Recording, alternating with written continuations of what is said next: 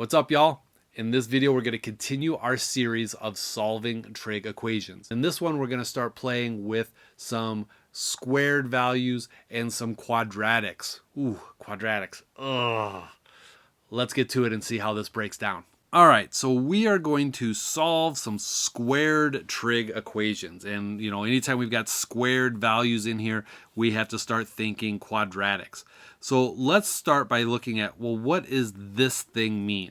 And we need to know, or what you need to know, is that when we've got sine squared of x, that is the exact same thing as saying sine x squared. It's because mathematicians couldn't write squared around a parentheses. That was too hard. So they had to change the notation a little bit. But what you need to know is sine squared x is the same thing as sine x all squared. Okay, so with that, I'm going to rearrange this so I've got my sine squared x by itself. So I'm going to look at 2 sine squared x equals a positive 1 just by adding this 1 to both sides. Now I'm going to divide by 2. So sine squared x equals 1/2. All right, that's great, but I want to know what x is. I want to know what just x is on this domain. So I need to get this thing unwrapped from the squared. So I'm going to take a square root of both sides. And as we know, if we take the square root of an unknown value, we have to consider both the positive and negative of that answer. Remember, let's kind of go back over here for our scratch work. If we had x squared equals 4, well, x doesn't just equal 2. X could be a positive or negative 2. So that's why we're doing this plus or minus here. All right, so let's break down this square root a little bit. Well, square root of 1/2 is equal to plus or minus square root of 1 is 1. So we've got 1 over root 2. And as we know from our unit circle video, this is the same thing as positive or negative square root of 2 over 2 when we rationalize that denominator. So where is sine equal to positive and negative root 2 over 2? So where on our unit circle is sine equal to root 2 over 2? Everything is root 2 over 2 at our pi over 4 values, right? This was when we had pi over 4 for our angle measurement. So we're going to look at pi over 4. We're going to look over here what happens as we go all the way around, and we're still going to look down here in both the negative quadrants as well, because again, we are looking at positive or negative. So if we're looking at those solutions, then x has got to be pi over 4, 3 pi over 4, 5 pi over 4, and 7 pi over 4. These are our 4 solutions for x on the domain of 0 to 2 pi. So there's our first example. Was that worthy of a like? Maybe. If it was, hit the like. This next one will definitely be worthy of a like. Now we're solving 2 cosine squared x minus cosine x equaling 0, again for 0 to 2 pi. Ooh, okay, so we can't use the same strategy that we had above because we've got a squared value and a regular cosine value. So how do we go about this? Well, what I like to do is I like to let m equal cosine of x. So if I do that, then I'm going to have 2m squared minus m equaling 0. Wait, I've seen things like this before. I've seen this back in my quadratics unit. Here's the thing that you need to know. Quadratics always sneaks back up on you, especially in trigonometry. So as you get deeper into trig, you're going to see these things happening. So I need to factor this thing out. I look for what is common between these two values. I've got m common in both of these values. So I could have m and 2m minus 1. These things equal 0. But of course, we're not talking about m. We're talking about cosine.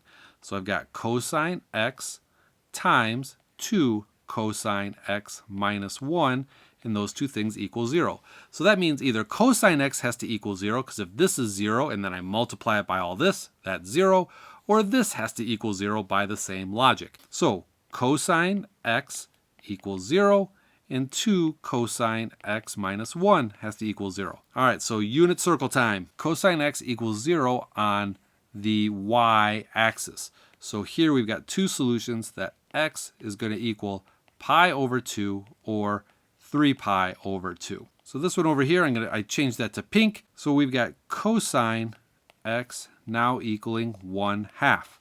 Again, adding 1, dividing by 2. So where is cosine x equaling positive 1/2? Cosine x is positive on the right side of my unit circle, so in quadrant 1 and in quadrant 4, and the value that's associated with 1/2 is going to be at pi over 3 and at 5 pi over 3. So these would be the two values right here for this angle and for this angle.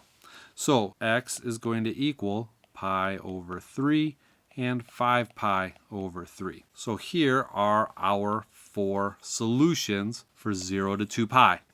All right, let's get to our last example. All right, our last example. Oh man, this looks like a mess. But if we use the same reasoning that we did in example 2, where we substituted in a value for our sine, we're going to let m equal sine x. So we have 2m squared plus 5m minus 3 equals 0. So you already know where this is going. You think you know where this is going. This is not going where you think it's going to go. Stick with me. So we're going to factorize this. So we're going to look at the values of 2 times negative 3, right? 2 times negative 3. So that's going to give me a negative 6. What factors of negative 6 add up to positive 5? So we got positive 6 and negative 1. So I'm going to factor this where I've got 2m squared minus 1m plus 6m minus 3 equaling 0. All right, what's common between these? That's going to be just m. So I'm going to be left with 2m minus 1. And what's common between these? That's just going to be a positive 3. And I'm left with 2m minus 1. And all that equals 0. So I'm going to be left with 2m minus 1 and m plus 3. And all of that's going to equal 0. So when we substitute our sine back in, we know that's got to equal 0. So where does sine x equal positive 1/2? All right, so if we grab our unit circle, sine x is going to equal positive 1/2 here. And let's see, this time we're going between negative pi and pi.